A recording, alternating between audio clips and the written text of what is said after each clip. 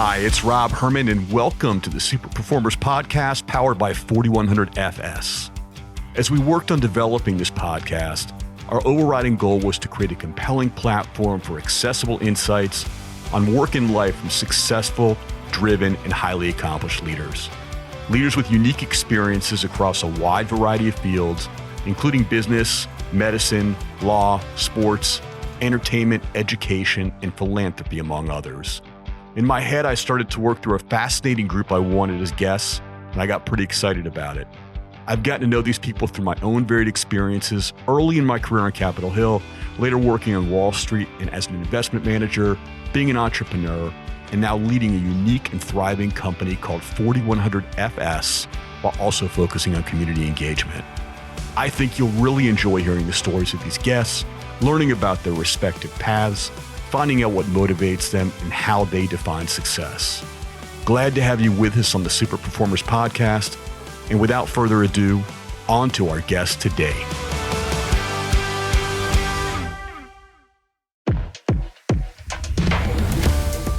Today, our guest on the Super Performers Podcast is Michael Goldberg.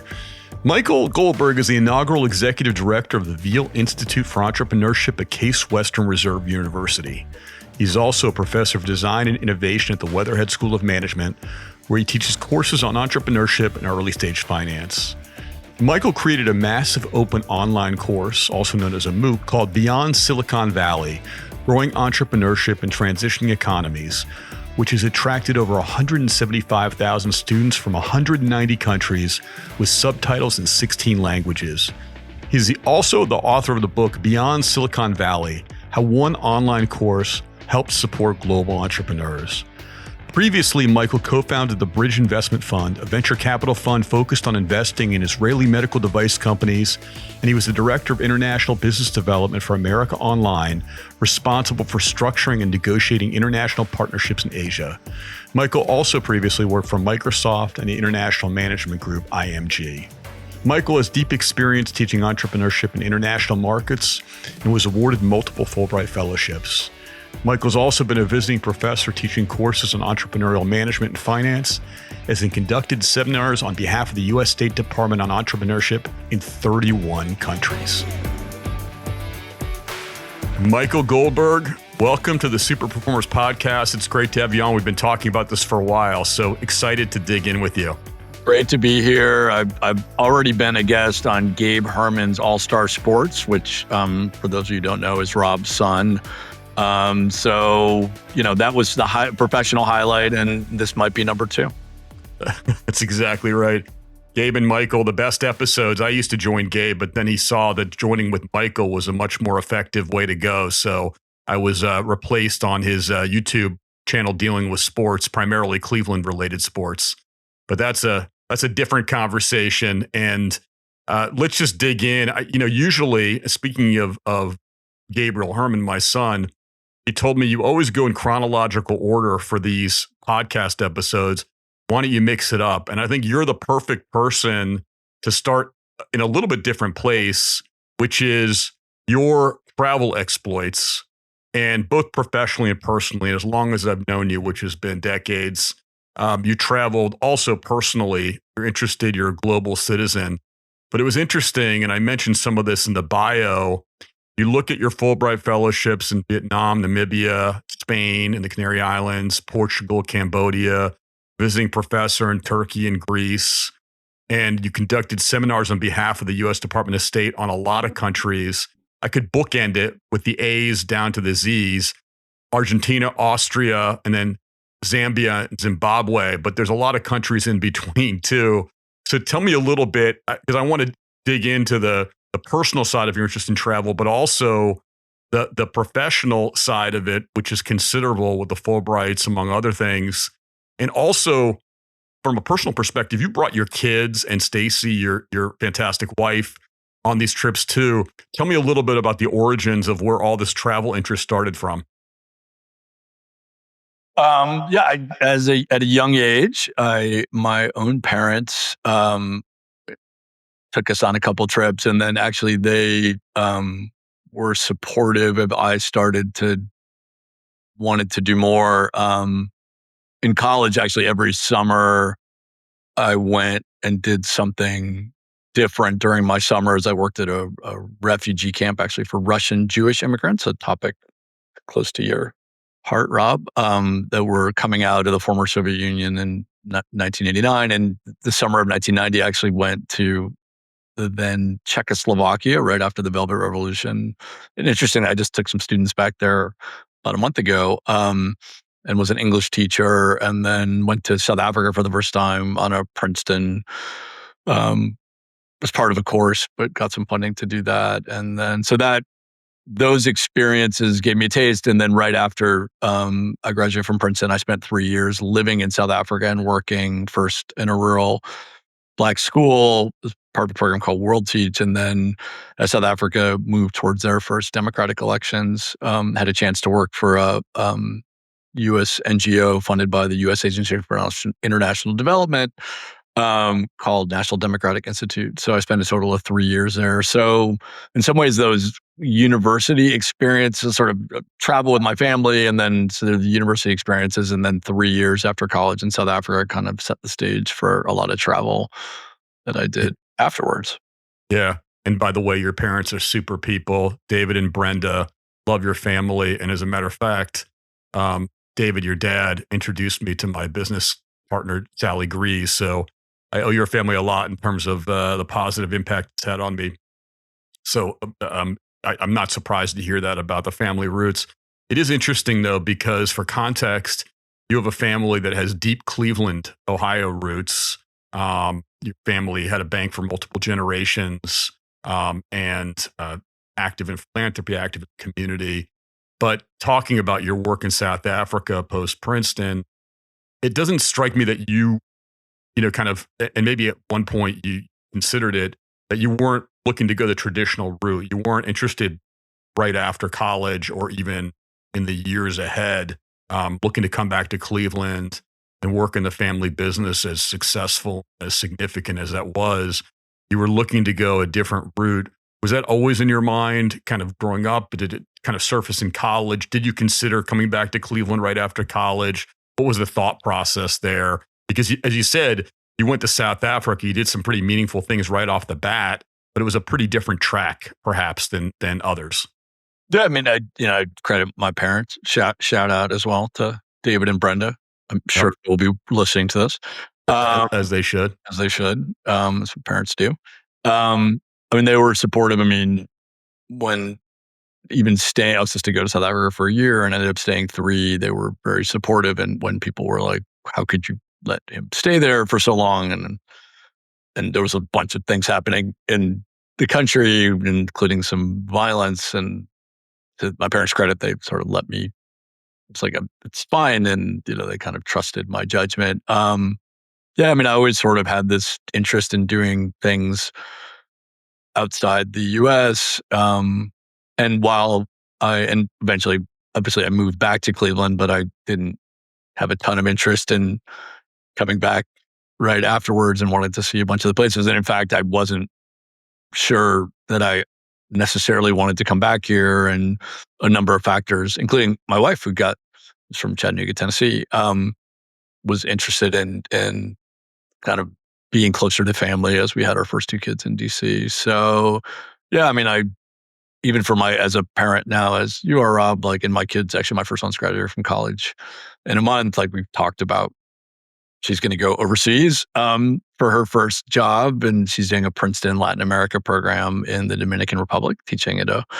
rural school there. And I'm like, yeah, it's interesting at times when your own kids, I mean, oftentimes they'll do the exact opposite of what their parents do, but at least in this case, my oldest one is doing a very similar path to what I'm doing. And I said, hey, who knows what you do afterwards? I didn't go to South Africa originally with the vision that I would stay there for 3 years, or that what it would lead to. I just think to some degree I've collected many experiences along the way. Many of them have been overseas, and then just sort of seen where that will lead to. Yeah, with my wife Valerie and I, we use your family, you and Stacy, and your 3 kids as an example of instilling this love of travel and being a global citizen, having that perspective. I know also your son Anna, Kate, and Matt, your three kids all have a love of travel and have all been in many countries alongside you and Stacy. But Matt was also, he went, finished up his last couple of years of high school overseas. I know all three of your kids have that perspective, as does Stacy.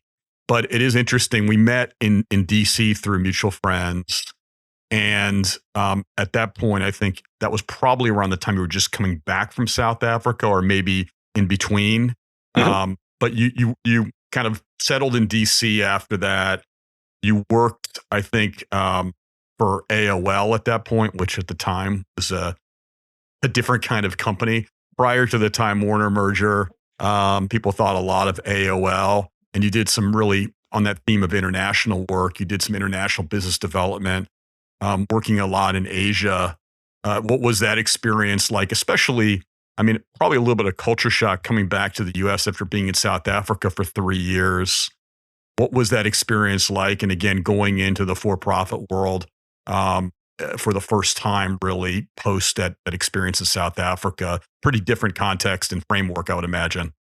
Yeah, I mean, it was interesting. And I remember I did stay on your couch, I think, when I applied to MBA programs from South Africa, including the Kellogg School of Management. And so I visited when I was accepted there. Actually, I remember being at Kellogg.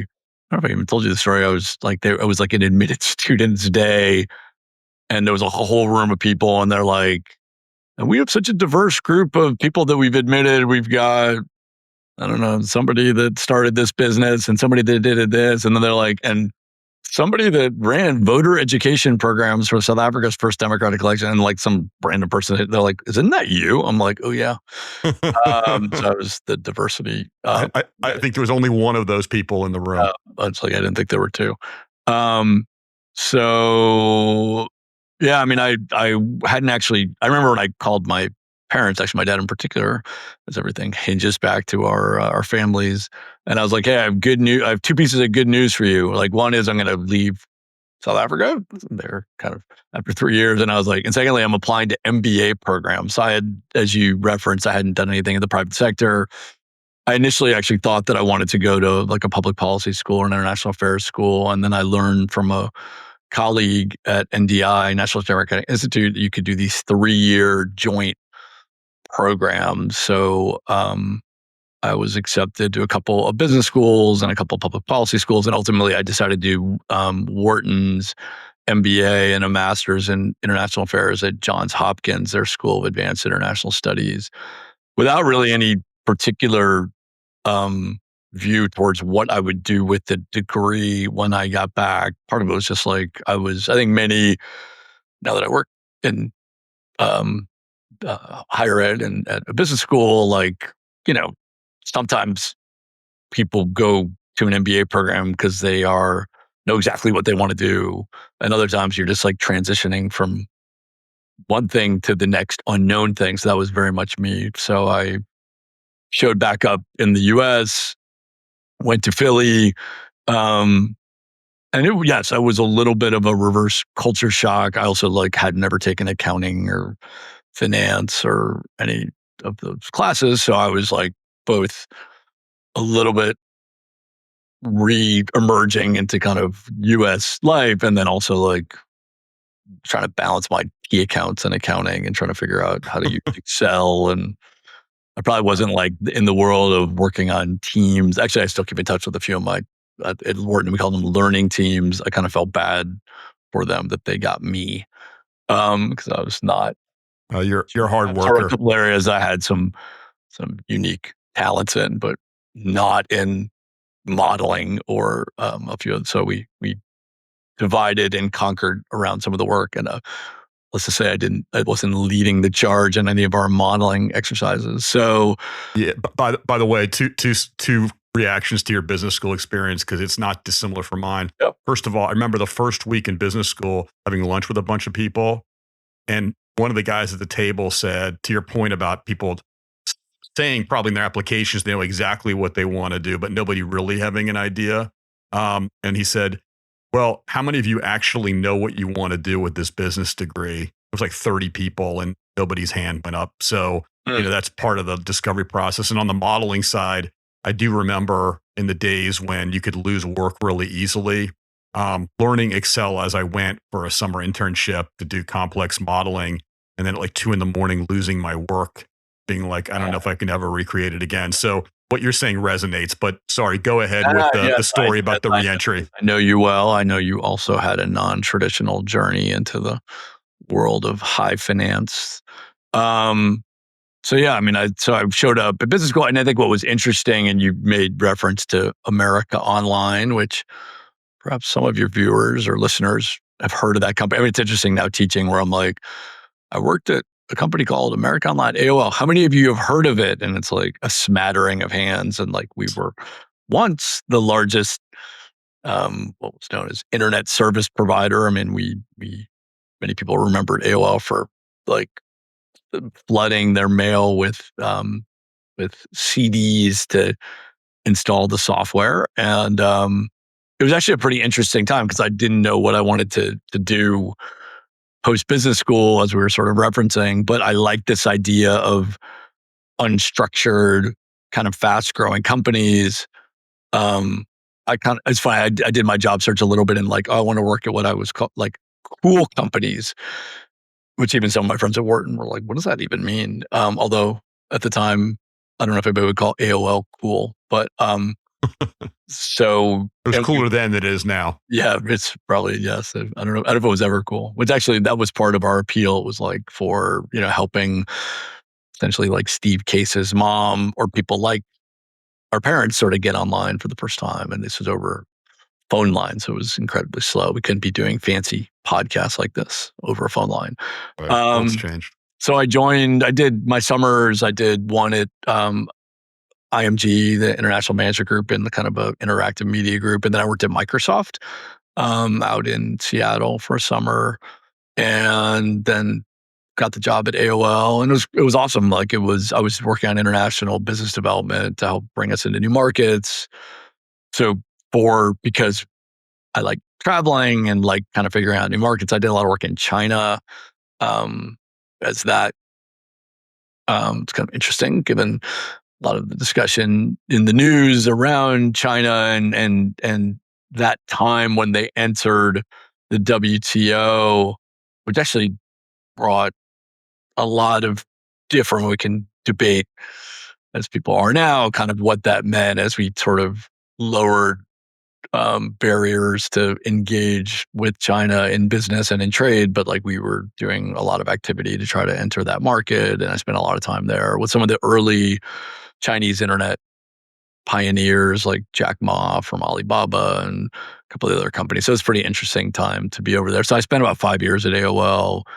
I never moved. Actually, Stacey and I were supposed to move right before after we got married and had our first kids to China, and it ended up falling through. I ended up just kind of traveling back and forth from DC to the region. But yeah, it was interesting wearing a private sector hat um, for AOL and sort of engaging in these international markets. So I really enjoyed that.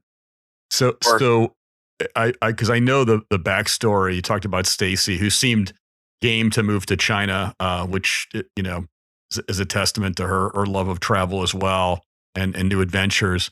But I remember, and I haven't talked to you guys about this in a long time, but I remember vaguely that you guys met initially on family vacation. And incidentally, I should give a shout out to the Stacy side of the family, Hyman and Susan Kaplan. Hyman is somebody who's been a great mentor and just continues to be somebody I'm close to. So I've really kind of intervened in your family in many ways, Michael. I Yeah, apologize. we'd like to get rid of you. Yeah, Family I'm dynamic. sorry about that. You're That's stuck. good to have you. But so it was a train that took a couple of years, but ended up in a good place. Stacy is fantastic and got a beautiful family to show for it. You talked about Blackboard. It's funny, I haven't heard Blackboard much recently, but it was at one point the premier, kind of education platform, post-secondary, even some K through 12. I can't even remember the history. It's been a while since I've tracked education-related platforms. Was Blackboard acquired? Does it still exist? They went public and then were acquired through private equity and sort of taken private. And yeah, I mean are still around. We actually used to use them at Case, but no longer. So I think maybe their growth trajectory is not what they thought it was going to be. But fill in the high tech, high flying startup that has taken some different paths along the way, and they're probably included in that. I'd be curious to hear what their peak market cap was. I can't remember at the time, but they were a high flyer. Something with a B. Yes, for Yeah. sure. And I remember Stacy was doing some interesting work there. Okay, so now you've been at AOL. Stacy's been at Blackboard. You're living in Northern Virginia. Got a kid. I can't remember if your second daughter was born yet. But you had two kids, right? And then I remember because we were moving. I was moving from New York. You were moving to DC. We were moving to Cleveland at around the same time. And what was the gravitational pull to bring you back? And I know part of it was we can talk about the Bridge Investment Fund, but was it, hey, we've got a family now, we want to be closer to the other generations? What was the thought process there? So yeah, the move back to Cleveland, there were a couple of different factors. One was being closer to family. The second really was professionally related through actually a family connection. Jeff Ponsky, who was the chief of surgery at University Hospitals, used to be at the Cleveland Clinic, had met a company out of Israel called Symbionics that was doing simulation for minimally invasive surgery, and that led um, to an early stage investment, actually from a company called Early Stage Partners, that brought that company to Cleveland. And so this idea that there were interesting um, tech-based startups, particularly in med tech, that could come out of Israel, kind of establish a beachhead in Cleveland because of the strength of the healthcare institutions here. So we set up a new venture fund with that as the focus, or pre-US um, commercialization medical device companies. And so that brought me back to Cleveland. It also sort of coincided with some efforts in the state of Ohio and in Cleveland to support um, the growth of early stage startups in the region. So kind of some good things came together at once, sort of on the personal and professional side. And yeah, we decided to move the family. At that point, two kids. Matthew was born once we moved here to Cleveland. Yeah. Sounds like a pretty fascinating learning experience, but also, as you said, a lot of things came together and it pulled you in a different direction of what your career had been up until that point. I mean, I know you were involved in smaller businesses and thinking about seeding businesses in your prior roles, but tell me about the evolution of that prior to your interesting move, which I'm eager to dig into. Your move to academia and the massive open online course and what that led to. But tell me a little bit about how that experience evolved. How long did you do Bridge for? So we started the fund in 2005, and yeah, it was my first foray in venture capital. I mean, we had worked at AOL on the acquirer side with a number of startups, actually, including a company out of Israel. This will take you way back, Rob. ICQ, do you remember that company? That was a Yes. messaging company. Was just sort of one of the pioneers in instant messaging. So where that had, I'd never directly deployed capital in startups as a venture fund. And so, yeah, we launched in 2005, 2006. And yeah, started looking to deploy capital. It was interesting. I mean, as you are well aware, venture as an asset class, typically you're investing alongside syndicate partners on like kind of private equity funds where you might acquire an entire company. So yeah, built a lot of relationships with other funds, both in Israel and in the US, and really enjoyed it. A bit of a non-traditional path into venture, and then to kind of link it to the teaching journey. And I was like guest lecturing a couple times in about the topic of venture capital at Case Western Reserve University, and then in 2010, a colleague asked if I'd want to adjunct a course, so basically teach many universities have what are called adjunct professors, kind of who have expertise from the outside, not necessarily training as researchers or teachers. So I taught for the first time in 2010 and really enjoyed it, and then ended up um, after a number of years and just doing it part time, taking a full time teaching position about 10 years ago here at Case Western Reserve. Well, so it's a good segue. And I remember having lived in Cleveland at that time, watching the evolution of Bridge Investment Fund, really, really interesting. And the people you worked with did a lot of cool things. But for context, this massive open online course, which is available really to anybody in the world, was called Beyond Silicon Valley, Growing Entrepreneurship and Transitioning Economies. And what you built, I'm going to ask you in a second if you could have foreseen this growth, has attracted close to 200,000 students. I think it's 175,000 students from 190 countries with subtitles in 16 languages. Wrote a book about it, which is a great read, Beyond Silicon Valley, how one online course helps support global entrepreneurs. But tell me, so you're an adjunct professor, you're starting to get your feet wet in academia, enjoying that piece. I was fortunate enough to participate in one of your classes and come in and talk to the students, which is a lot of fun. I haven't been masked back since, so I have to assume that's an indication of how I did. Maybe after this podcast blows up, we'll have you back. That's right, after it gets some viral play. But tell me about the development of this massive open online course and what it led to. So like developing the coursework around it, the idea behind it. What was the genesis of it? Sure. So some of it links back to where we started in terms of sort of international wanderlust. I'd actually always wanted to take my, the kids were still little. I mean, they were third grade, second grade, and kindergarten. And I applied for a Fulbright to Vietnam just sort of on a lark. Like, I wasn't even sure that adjunct professors could do that. And it turns out you can. And so I got it. And so we moved the family to Hanoi. And I was at a business school there and the National Economics University. And while I was there, I was asked by someone within the Vietnamese government. They have a national agency for technology, entrepreneurship, and commercialization. They asked me if I could do a workshop about how Vietnam might become more like Silicon Valley.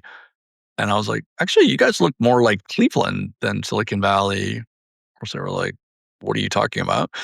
And They weren't sure where Cleveland was, I'm guessing. At that point, it was sort of, we had the first, so this was 2012.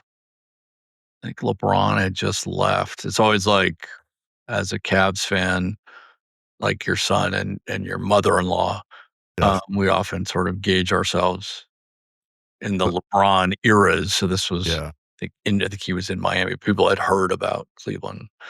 The first time he left. So I brought, what has happened in Cleveland and Ohio, broadly speaking, through programs like the Ohio Third Frontier Program, which is a state program started under Governor Bob Taft in about 2002. That program brought quite a bit of support in the entrepreneurship, economic development sphere, including really in the Cleveland area, supporting an organization called Jumpstart, which spun out of Case Western Reserve University. Was actually started here, and supported the growth of early stage startups. There was a lot of philanthropic funding.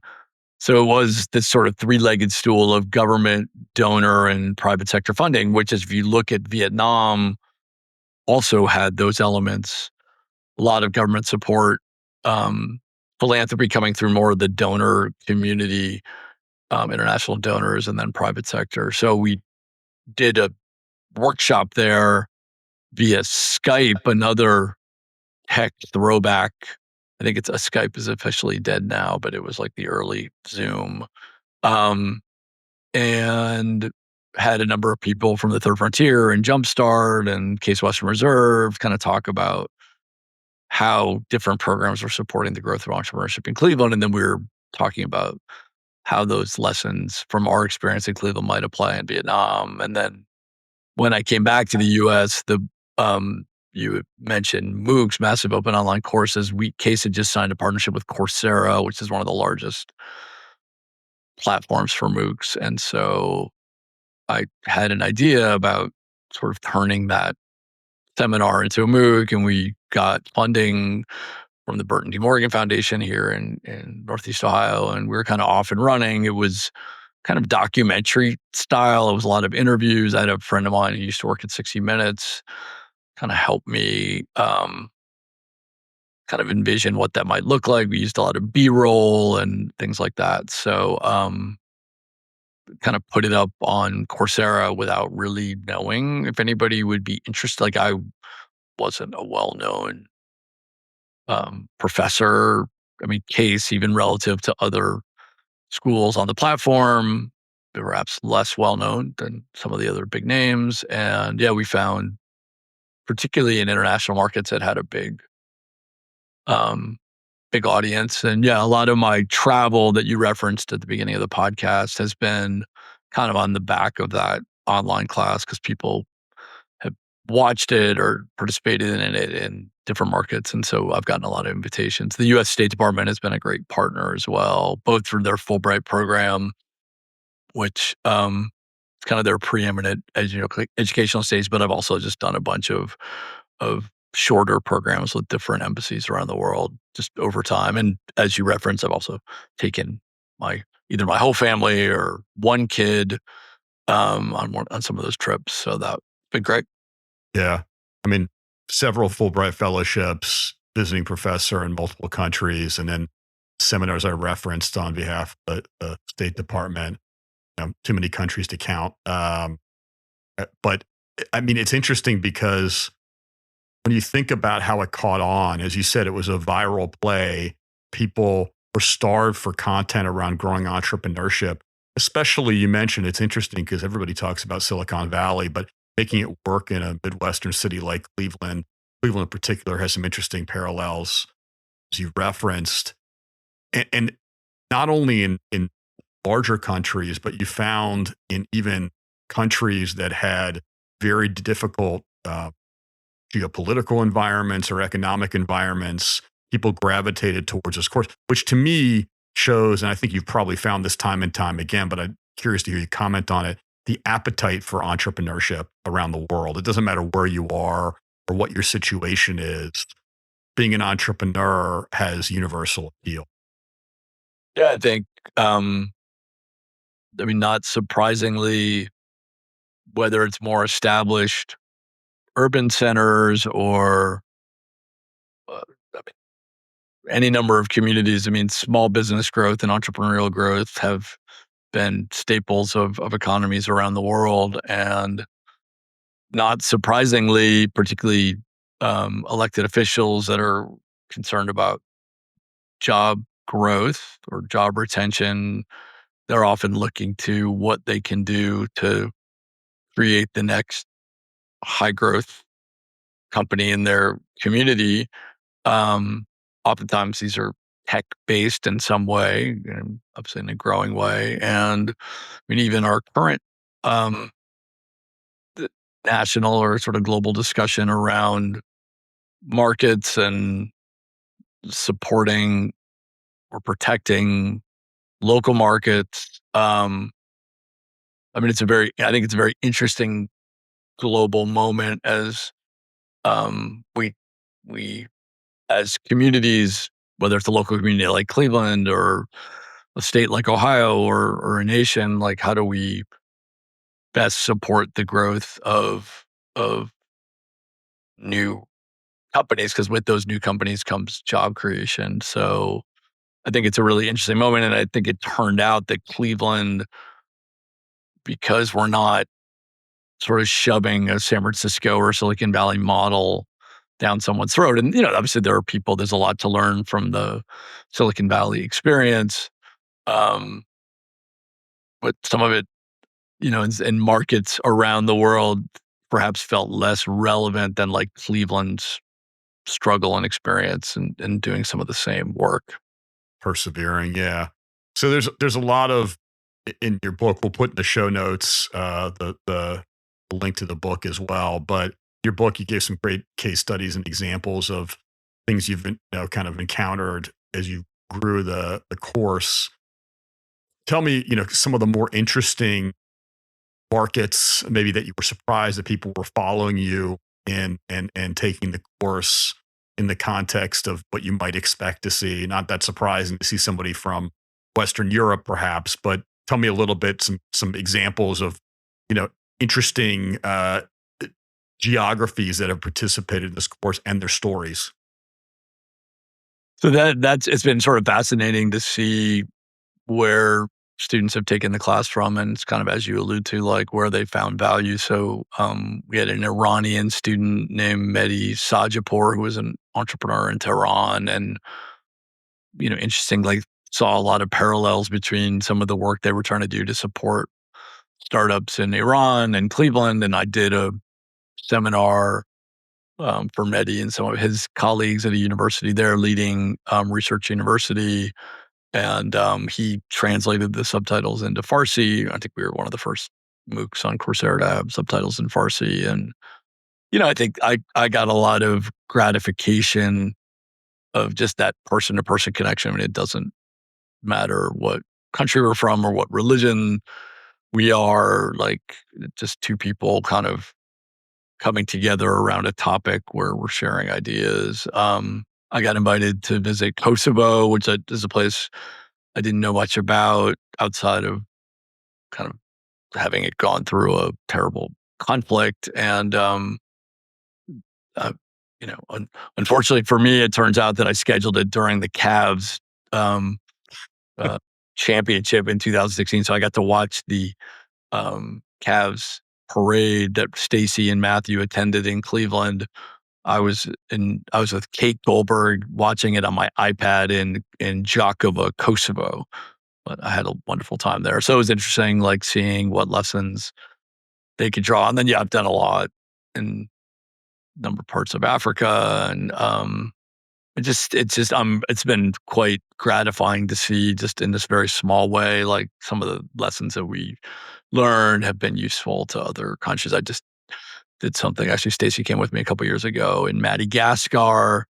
It's a very interesting place with a lot of challenges, and again, gratified to see that there was some value that people could take away from the work that we've done. Yeah, I mean the impact, and I would tell anybody listening that's interested in this arena, even if you're not interested in being an entrepreneur, the coursework is fascinating and I think really productive. But it's interesting as time goes on, the number of people taking the course, you must continuously hear about the impact, the positive impact of the course and what you're doing. And I imagine as time goes on, given your travels, and you mentioned a lot of the travel emanated from the course, that you continuously meet new people in person that have taken the course in different geographies and hear, kind of more about what they've done with it. I'm waiting for part two of the book to come out with some new case studies. But I mean, is that something that when you think about the future and what you want to do, is it continuing to kind of meet those people, travel, and spread the word about global entrepreneurship, which has a positive byproduct, not just on a business level, but more broadly on a societal level? What is the next step? Are you going to continue to do that and meet with the people that take the course? Yeah, man, we do it in different ways. Like I said, this came before recording this podcast. I was teaching kind of a seminar version of the Beyond Silicon Valley course, and we pick one geography to do kind of a deep dive on, and we're this semester focusing on Brno in the Czech Republic, which is the second largest city in the Czech Republic, university town. And over spring break, I took a group of our students, both MBA students and undergraduate students, to Brno, and very interesting. We had hosted a Fulbright scholar from Brno here at Case, and it's just been a great. It doesn't really matter which place we pick. We did something on a post-conflict Syria. We've done Colombia. We've done Brazil. So I've kind of intentionally chosen different places where we can do a deep dive. So I'm using kind of the curricular kind of course vehicle here at Case, and then still doing a bunch of travel. I'll be going and visiting our middle daughter in Uruguay in June, and I'll do something for the U.S. Embassy there while I'm in town. So yeah, I continue to do it, and again, just have been really gratified that like there's some there's just continued interest in the dialogue, and again, not presuming that we're experts on this, but just sort of like we can share some things that have worked or that haven't worked and learn from their experience, and then so that's been I continue to look forward to doing more of that. It's great, and it's a good segue to talking about your career in academia, because you're the inaugural executive director of the Veale Institute for Entrepreneurship at Case Western Reserve's Weatherhead School of Management, and you're also now a professor at Weatherhead School, teaching courses on entrepreneurship and early stage finance. As the son of an academic, knowing that academic world well, and my dad's many decades of teaching, it's interesting because I don't think it's what you would have anticipated, but you're really doing some cool things with that Veale Institute. I mean, the coursework that you're teaching and the research you're doing is compelling as well. But talk a little bit about the Institute for Entrepreneurship and the kinds of programs that exist there, because I think it is innovative and you're leading that.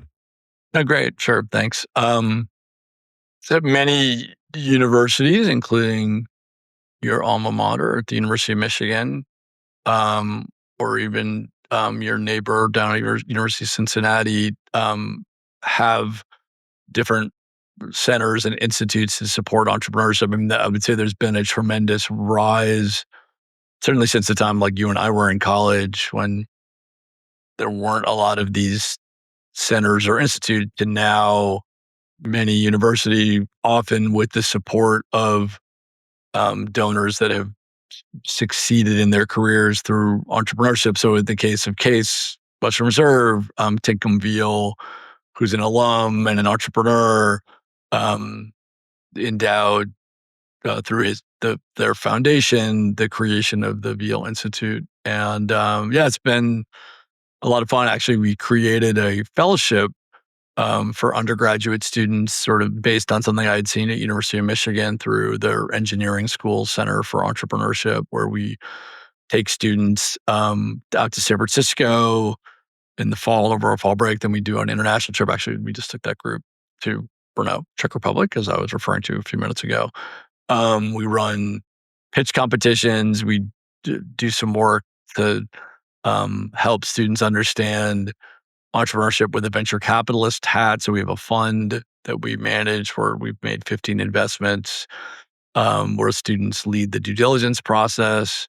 We have a faculty fellowship working with really talented faculty that have ideas they want to commercialize. So yeah, it's been a lot of fun. So I'm still teaching and still a full professor here at Weatherhead School Management, but spending a lot of time having fun with our Entrepreneurship Institute and sort of seeing ways that we can support our students, alumni, faculty, and staff here at the university. Yeah, I feel like you're leading the charge. I mean, starting from the time that you began teaching the massive open online course, the MOOC, and to today, and the way it's evolved with the Veale Institute for Entrepreneurship and being a professor. But it strikes me, not only is Case and you specifically kind of a leader and thinking about entrepreneurship, but it strikes me because I remember having conversations probably a decade or so ago about entrepreneurship and where academia was. It strikes me that there's been a sea change in the construct at the post-secondary level, of higher institutes of education, of how they view entrepreneurship. Is that fair? Has the paradigm shifted quite a bit?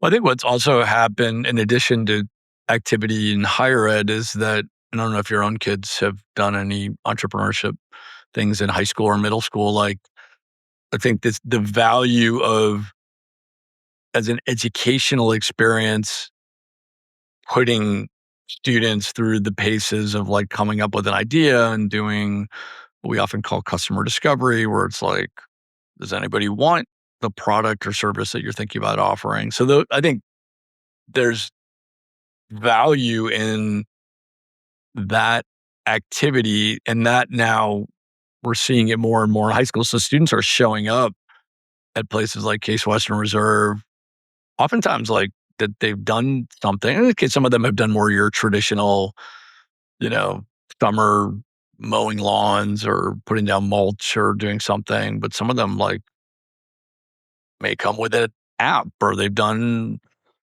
marketing, or they have a YouTube channel or an Amazon marketplace. I mean, there's some interesting ways that young people are coming to campus.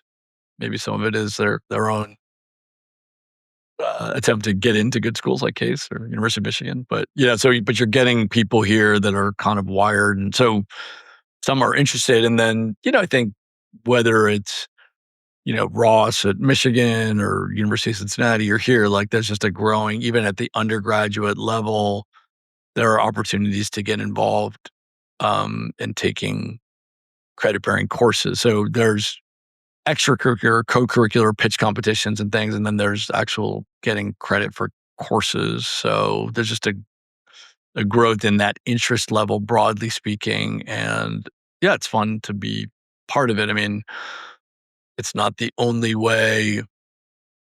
You and I didn't study it as undergrads, and we sort of ended up in business. So there's other ways to navigate it. But some people are laser focused on getting into careers in business and want to have their undergraduate educational and extracurricular experience Yeah. towards shaping that. Yeah. I mean, it's interesting because I've always viewed you as entrepreneurial. Bridge is a good example of that. A lot of other things you've done in your career, but even what you've done at Case in itself is entrepreneurial in a different way. And it's really neat to see how that's evolved. And I'm eager to see what happens next as you think about that broader idea of entrepreneurship, how to teach it, how to communicate it effectively, and you've certainly done it globally. I also noticed that you are a pretty frequent um, kind of person who appears in the media, and I imagine a lot of that's driven by the kind of what you've done with entrepreneurship. But I think I see your name online and media, audio, kind of whether it's television or with MSNBC's Your Business. Is that something that you'll continue to do to spread the word about your, kind of your teaching and your focus of study?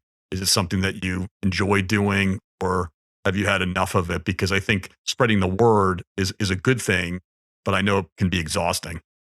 It's interesting being a faculty member, and oftentimes media needs someone who has a title professor to comment on something. So I'm a bit of a generalist on some of these topics, but I try. I mean, I think it's good for the university. I think it's good for the work we're doing at our Entrepreneurship Institute to have our leaders kind of out there um, sharing perspectives. I mean, my wife often has, I'll say I comment on something. She's like, "What do you know about that?" And I'm like, "Well, maybe not a lot, but I do try to kind of do some quick research on Mhm. topics." So yeah, I mean, I enjoy doing it, and I try to give them short. If it's local news, I try to make it short and snippable so that they can use it. So yeah, I've enjoyed it. It's good. It's good for the university. It's that your areas of expertise and what you do. So your day job is important enough to get your name out there. So I'm glad you do it. And I always enjoy seeing it. And you pull it off pretty well, even on disparate topics. It works nicely. All right, Michael. Well, so we have to end on a Cleveland sports note because that's you know who you are. You're a diehard Cleveland sports fan. So I've got two questions for you. One, who is the Browns starting quarterback going to be next season? And number two, what's your forecast for the Cavs in terms of their playoff run? Rob, it was such a nice conversation, and you had to ask about the Browns quarterback situation. I mean, that's fraught. Yes, I would say no comment on that mess of a quarterback situation. It's been hard for those of us that had to cheer for the Browns. So we will see. I'm glad they kept the coaches in the front office, which I think are good. So we will see. We will see.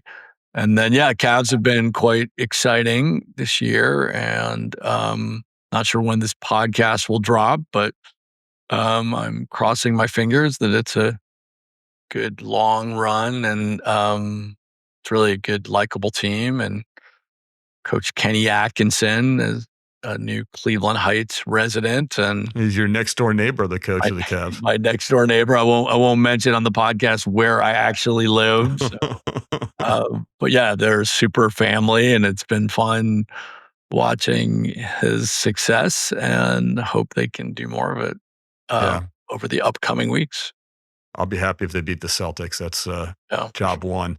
Yeah. On a more serious note, Michael, it's been an incredible career you've had, and the way it's evolved, it's been a lot of fun to watch. And again, I want to circle back, mention in the show notes more about a link to the massive open online course and the book, but the way it's taken off and impacted lives, it's something to be really proud of. So thank you for all you're doing and all the work Pace is doing on the entrepreneurship side. Look forward to seeing you, Stacy, and your family sometime soon. But thank you for being on the Super Performers podcast, and look forward now separately. I learned a few things about you, even though I've known you for a long time. So look forward to following up with you. But I'm sure our audience will enjoy it a great deal, and we'll talk to you soon. Great. Thanks, Rob. Great to chat with you. I'm looking forward to the Super Performers merch that's coming my way post this podcast. I like the name and the logo. So you'll get the hat and the sweater vest. Sweet. Awesome. Great to talk to you. Yeah. Thanks, Michael. Talk soon. To learn more about or enroll in Michael Goldberg's massive open online course, Beyond Silicon Valley, Growing Entrepreneurship in Transitioning Economies, go to www.coursera.org. For a free download of the Beyond Silicon Valley book and the audiobook, or to order a print edition on Amazon, go to www.beyondsiliconvalleybook.com. All proceeds on Amazon go towards purchasing additional books to be donated to students. Thanks again for joining us on the Super Performers Podcast today, powered by 4100 FS. I hope you not only enjoyed listening, but you found the insights thought-provoking and relevant. We'll be back soon with another episode of Super Performers, Insights from the Driven. This is Rob Herman. Bye for now.